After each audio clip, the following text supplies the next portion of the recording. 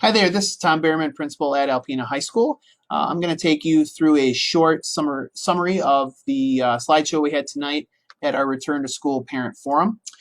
So essentially, as school begins this fall, you have three options that you'll be able to choose that will be a custom education right for your child.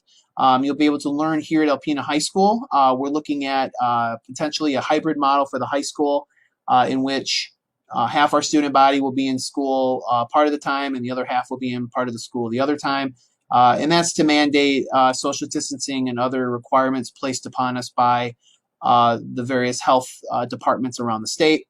So that is one option. To do that option, nothing will have to change. Your student will keep their current schedule and will maneuver through their schedule based on the plan that will be finalized by the district by the end of the week.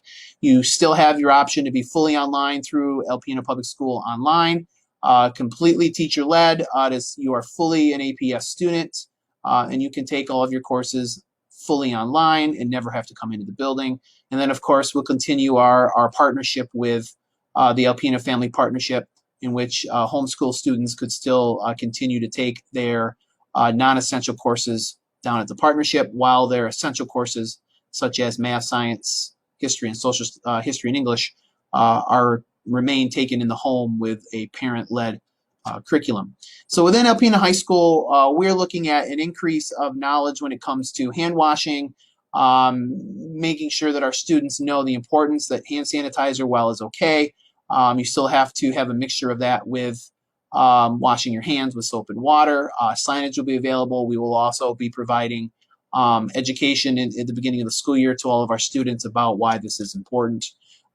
Increase in hand sanitizer availability, increased cleaning. We will be one-to-one Chromebooks at the high school this fall, so students will not be sharing those devices, and just really taking more of a proactive reaction when it comes to hygiene.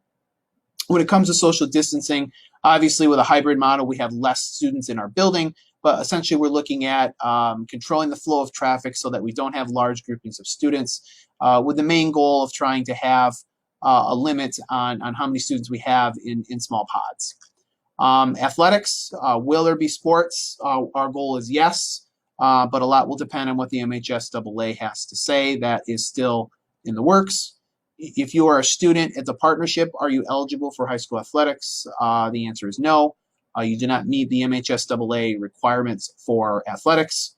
If you are an APS online student, however, you do meet this requirement as long as you are taking at least 4 classes.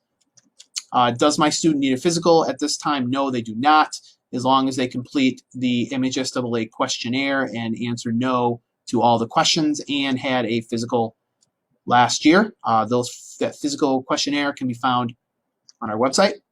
What if we want to transition from online to face-to-face? The answer to that is yes, but we do ask that you wait to make the transition until the completion of the first academic semester. What about electives such as band, choir, or PE?